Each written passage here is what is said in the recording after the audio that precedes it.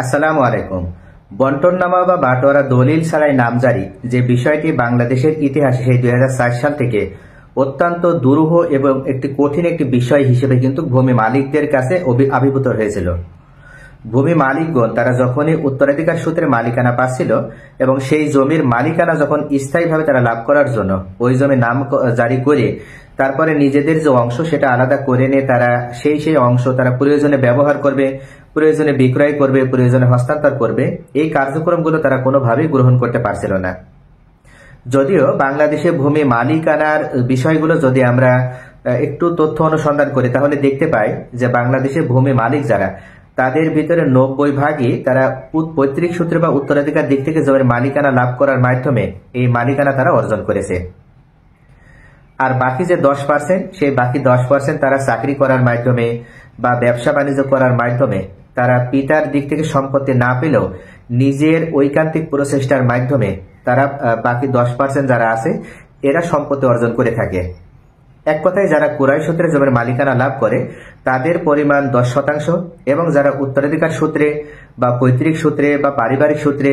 বংশানুক্রমিকভাবে জমির মালিকানা লাভ করে এবং তারা অন্য কোনো উপায়ের মাধ্যমে জমির মালিকানা লাভ করে না, এ ধরনের শ্রেণী প্রায় 90%। তাহলে 90% শ্রেণী যেখানে বাংলাদেশে এত বড় একটা সংখ্যক ভূমি মালিক যারা উত্তরাধিকার সূত্রে জমির মালিকানা লাভ করে তারা মূলত পৈতৃক সূত্রে জমির মালিকানা লাভ করার পরে সেই জমির মালিকানা তারা জাস্ট একটা ওয়ারিশান সনদ দেখানোর মাধ্যমে নামজারি করার যে একটা প্রক্রিয়া পূর্বে বিদ্যমান ছিল সেই প্রক্রিয়াটা 2004 সাল থেকে বন্ধ করে দেওয়া হয়। এবং এক্ষেত্রে কারণ হিসেবে দেখানো হয় যে পৈতৃক সূত্রে যারা জমির মালিকানা লাভ করছে তারা যখন এই জমির নামজারি করার জন্য পদক্ষেপ গ্রহণ করে তখন তাদের অন্যান্য যে ভাই বোনেরা আছে বা অন্যান্য যে অংশীদারেরা আছে তারা এক্ষেত্রে কোনো ধরনের সম্মতি প্রদান করে না, যার কারণে কোনো একজন ব্যক্তি এককভাবে নিজের প্রচেষ্টায় যদি কখনো নামজারি করার জন্য পদক্ষেপ নেয় তখনই মূলত সমস্যা তৈরি হয়। আর এই সমস্যাটা এত বড় একটা জটিল আকার ধারণ করে যে পরবর্তীতে এই সমস্যার সমাধান করার জন্য কোনোভাবেই কিন্তু প্রচলিত যে আইন আছে এই প্রচলিত আইন অনুযায়ী কোনো মামলা করা ছাড়া এই সমস্যার সমাধান করা হয় না। একমাত্র তখন সমাধানের উপায় থাকে কোর্টে মামলা দায়ের করার মাধ্যমে নিজের বাটোয়ারা যে মামলা করার মাধ্যমে তার নিজের অংশটুকু আলাদাভাবে বুঝে নেওয়া। কিন্তু এটাও ছিল একটা দীর্ঘমেয়াদী প্রক্রিয়া, যার কারণে মূলত 2004 সাল থেকে এত বড় একটা সংখ্যক ভূমি মালিক যারা তাদেরকে নামজারি করার জন্য যে বাধা সেই বাধাটা দিয়ে আসছিল বিগত সরকার এবং পরবর্তীতে আওয়ামী লীগ সরকার দীর্ঘ 16 বছর ওনারা শাসন করেছে এই দেশ। এই দীর্ঘ 16 বছরেও ওনারা বন্টননামা বা বাটোয়ারা দলিল ছাড়া কোনোভাবেই কোনো পৈতৃক সূত্রে পাওয়া সম্পত্তি বা উত্তরাধিকার দিক থেকে পাওয়া সম্পত্তি নামজারি করা যাবে না বলে ওনারা এই আইনটাকে আরো জোরালোভাবে প্রয়োগ করে। এমনকি ওনারা এই বিষয়ে এতটা জোরালোভাবে এই আইনের প্রয়োগ করে যার কারণে কোনো ব্যক্তি কিন্তু এককভাবে আর কোনোভাবে উনি কিন্তু নিজের জমি নামজারি করতে পারছিল না এবং যৌথভাবে ওনারা ওয়ারিশ সূত্রে জমির নামজারি করতে পারছিল না বন্টননামা দলিল ছাড়া। কিন্তু বন্টননামা দলিলের কথাটা যখনই বলা হয় তখনই বন্টননামা দলিল কিন্তু আমরা বলি যে সহজে বন্টননামা দলিল করে নেওয়া যাবে,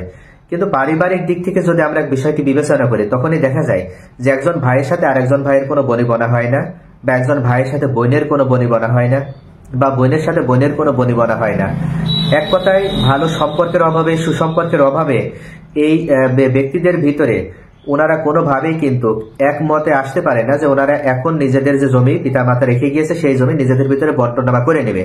এই বিষয়ে ওনারা কোনো ক্ষেত্রেই কিন্তু একটা ঐক্যমতে পৌঁছাতে পারে না। এছাড়া আরো বড় যে সমস্যা দাঁড়ায় সেটি হচ্ছে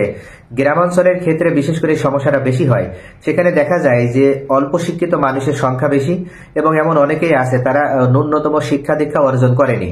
এই সকল ব্যক্তিরা মনে করে যে আমরা ভাইয়েরা আবার বন্টননামা দলিল কেন করব, আর এই বন্টননামা দলিল করতে গেলে যদি আমার কোনো একজন ভাই আমার জমি বেশি নিয়ে নেয় বা আমার কোনো একটা বোনকে যদি আমার জমি বেশি নিয়ে নেয়, এই বিষয়টা ভয় করে বা এই বিষয়টা নিয়ে চিন্তা করার মাধ্যমে অনেক ব্যক্তি আছে তারা কিন্তু এই বাটোয়ারা দলিল বা বন্টননামা দলিল করতে চায় না। আবার এমন অনেক ব্যক্তিও আছে তারা মনে করে যে সামনে রেকর্ড আসবে, রেকর্ডের সময় আমরা যেভাবে জমি ভাগ বন্টন করেছি সেইভাবে আমরা নিজেদের নামে রেকর্ড করে নেব। রেকর্ডের পূর্বে অযথা আমরা নিজেরা আর কোনো ভাগ বাটোয়ারার আলোকে আমরা বন্টননামা বা বাটোয়ারা দলিল করতে চাই না। কেননা বন্টননামা বা বাটোয়ারা দলিল করতে গেলে আমাদের কিছু বাড়তি টাকা খরচ হবে, অযথা এই টাকা খরচ করার কোনো দরকার নেই। তার থেকে আমরা এক কাজ করি, আমরা বন্টন বা বাটোয়ারা দলিল না করে আমরা নিজেদের ভিতরে ভালো সুসম্পর্ক বিদ্যমান না থাকলেও যখন রেকর্ড আসবে তখন যার যে অংশ সেই অংশ নিজেরা নিজেদের নামে রেকর্ড করে নেব। এইভাবেও কিন্তু অনেক ব্যক্তি আছে তারা এই বন্টন বা দলিল করা থেকে নিজেদেরকে বিরত রাখার চেষ্টা করে, কিন্তু যদিও এটা কিন্তু তাদের এই সিদ্ধান্তটা ঠিক না। কেননা যে কোনো সময় তাদের এই পৈতৃক দিক থেকে পাওয়া সম্পদে তাদের বিক্রয় করার প্রয়োজন পড়তে পারে, বা ওই জমিটা বন্ধক দিয়ে হয়তো কিছু টাকা লোন নেওয়ার প্রয়োজন পড়তে পারে, বা তাদের কিছু টাকা হয়তো প্রয়োজনের ক্ষেত্রে বিক্রয় করে দিতে হতে পারে, বা ওই জমিটা হয়তো হস্তান্তর করার প্রয়োজন হতে পারে, হেবা করার দরকার হতে পারে, এওয়াজ বদল করার দরকার হতে পারে। এই সকল বিষয়গুলো যদি বিবেচনা করা হয় তাহলে অবশ্যই নামজারি ছাড়া কিন্তু কোনোভাবেই কোনো ব্যক্তি এই কার্যক্রমগুলো গ্রহণ করতে পারবে না। আর যখনই আপনাকে পৈতৃক দিক থেকে পাওয়া সম্পত্তি নামজারি করতে হবে তখনই তো আপনার বন্টনামা বা বাটোয়ারা দলিল থাকতে হবে। তাহলে যেহেতু বিগত সরকারে বন্টনামা বাটোয়ারা দলিল বন্ধ রেখেছিল,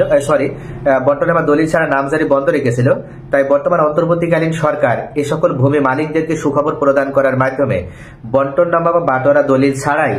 যদি কোনো ব্যক্তি মনে করে বা তারা যদি মনে করে যে আমরা পৈতৃক দিক থেকে সম্পত্তির মালিকানা পেয়েছি, এখন আমরা নিজেদের ভিতরে যেটা আপোষ মীমাংসার ভিত্তিতে বা পারিবারিক ভাবে আমরা একটা সমঝোতার ভিত্তিতে ভাগ বন্টন করে নিছি, এই ভাগ বন্টনটা আমরা স্থায়ীকরণের মাধ্যমে বা স্থায়ীভাবে ভাগ বন্টন করার জন্য আমরা একটা দলিল তৈরি করে নিতে চাই। সেক্ষেত্রে কিন্তু সেই দলিলটা হবে বন্টনামা দলিল বা বাটোয়ারা দলিল। কিন্তু এই বন্টনামা বা বাটোয়ারা দলিল যদি কেউ করতে না চায় তাহলে তারা যদি মনে করে যে আমরা নিজেদের সার্বিক কার্যক্রম গ্রহণ করার জন্য আমরা জাস্ট সকল ভাই বোনেরা মিলে আমরা নামজারি করে নেব, তাহলে এখন কিন্তু তারা চাইলেই খুব সহজে নামজারি করে নিতে পারবে। এবং এক্ষেত্রে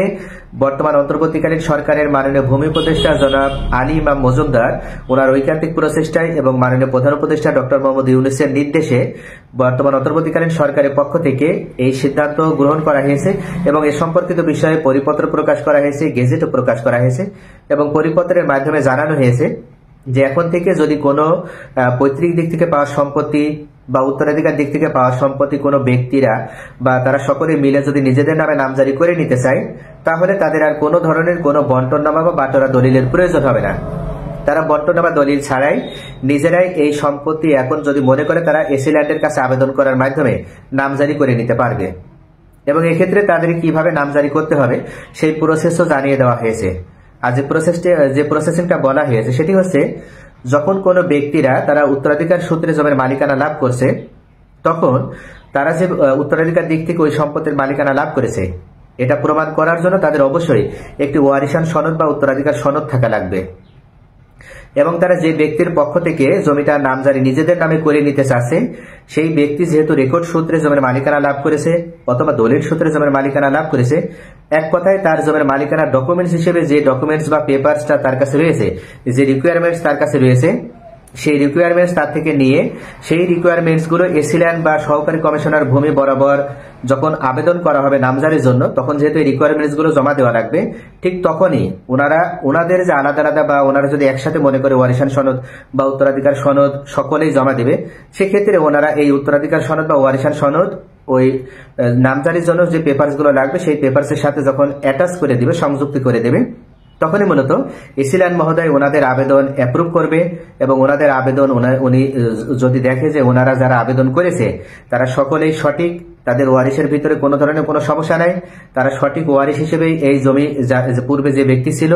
তার সেই ব্যক্তির নাম কেটে দিয়ে সরকারি রেকর্ড বই থেকে বর্তমানে তার নাম ওঠানোর জন্য তারা নামজারির জন্য আবেদন করেছে এবং তাদেরকে নামজারি প্রদান করা যায়। এই বিষয়টি যখন এসি ল্যান্ড মহোদয় সঠিক হিসেবে দেখবে তখনই মূলত ওনাদের পিতার নাম কেটে দিয়ে বা মায়ের নাম কেটে দিয়ে সেখানে ওনাদের নাম বা নতুন মালিক হিসেবে ওনাদের নাম সেখানে অন্তর্ভুক্ত করে নিবে। এবং এক্ষেত্রে মনে রাখবেন যে আপনাদের ওয়ারিশান সনদ সংগ্রহ করার জন্য অবশ্যই আপনারা যারা সিটির বাসিন্দা তারা সিটি কর্পোরেশনের যে মেয়র আছে, এছাড়া আপনারা যারা পৌরর বাসিন্দা তারা পৌরসভার মেয়র, এছাড়া আপনারা যারা ইউনিয়ন পরিষদের বাসিন্দা তারা ইউনিয়ন পরিষদের চেয়ারম্যানের থেকে এই ওয়ারিশান সনদগুলো সংগ্রহ করে নেবেন এবং আপনারা নিজ নিজ ওয়ার্ডের কাউন্সিলর যারা আছে তাদের কাছ থেকে ওয়ারিশান সনদ সংগ্রহ করতে পারবেন। আর এই ওয়ারিশান সনদ সংগ্রহ করার মাধ্যমে আপনারা নামজারির জন্য আবেদন করবেন। এখন আপনাদের কোনো বন্টনামা বা বাটোয়ারা দলিলের প্রয়োজন হবে না, তাহলে এই প্রসেসিং এর মাধ্যমে আপনারা নামজারি করে নিতে পারবেন। তবে এখানে একটি শর্ত আছে, শর্ত হচ্ছে এই, আপনি যখন নামজারির জন্য আবেদন করবেন তখন অবশ্যই মনে রাখবেন যে আপনি এককভাবে কিন্তু এই নামজারি পাবেন না। আপনি যখন এই নামজারিটা পাবেন তখন আপনারা সকলে মিলে যৌথ খতিয়ানের ভিত্তিতে এই নামজারি পাবেন। অর্থাৎ আপনার পিতা যদি 4টা দাগে জমির মালিকানা রেখে যায় বা আপনার পিতার যদি 4 দাগে জমি থেকে থাকে, তাহলে আপনারা ভাই বোনেরা যে কয়জন আছেন আপনাদের সকলের অংশ অনুযায়ী আপনারা প্রত্যেকটা জমি থেকে প্রত্যেকটা দাগ থেকে আপনাদের নামজারি আপনারা পেয়ে যাবেন। কিন্তু এই নামজারি কাগজ আপনারা আলাদা আলাদা পাবেন না, পার্সোনালি পাবেন না। আপনারা যৌথ খতিয়ানের ভিত্তিতে এই নামজারিটি আপনারা পাবেন বা প্রস্তাবিত খতিয়ান আপনারা পাবেন। আর যে খতিয়ান আপনারা পাবেন সেই খতিয়ানের মালিকের যে নাম ঠিকানা, সেই মালিকগণের নাম ঠিকানার ঘরে আপনাদের সকলের নাম থাকবে এবং সেখানে আপনাদের যে অংশ আপনাদের আনুপাতিক হারে ফারাইজ অনুযায়ী যার যেটা অংশ সেই অংশ বসানো থাকবে অংশের ঘরে, এবং দাগ নাম্বারের ঘরে প্রত্যেক জমির যে দাগ নাম্বারগুলো আছে সেই দাগ নাম্বার বসানো থাকবে। পাশাপাশি হিস্সা অনুযায়ী আপনারা কি কতটুকু জমি পাবেন সেটা উল্লেখ করা থাকবে। তাহলে ভিউয়ার্স আশা করে বুঝতে পারছেন যে আপনি যতই বন্টনা বা বাটোয়ারা দলিল ছাড়া নামজারির জন্য আবেদন করেন, সেই ক্ষেত্রে আপনি নামজারি পাবেন, কিন্তু সেই নামজারিটি হবে আপনার যৌথ খতিয়ানের ভিত্তিতে বা যৌথ প্রস্তাবিত খতিয়ান বা যৌথ নামজারি। আপনি এককভাবে নামজারি কখনো পাবেন না। এককভাবে নামজারি পেতে হলে আপনাকে অবশ্যই বন্টনা বা বাটোয়ারা দলিল থাকতে হবে।